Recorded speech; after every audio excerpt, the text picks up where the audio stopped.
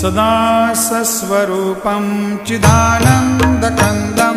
जगत्सम्भवस्थानसंहारहेतुं स्वभक्तेच्छया मानुषं दर्शयन्तं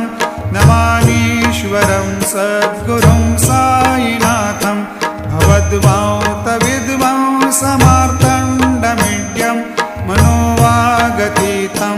मुनिर्ध्यानगम्यं जगद्व्यापकं निर्मलं निर्गुणत्वां नमामीश्वरं सद्गुरुं साईनाथं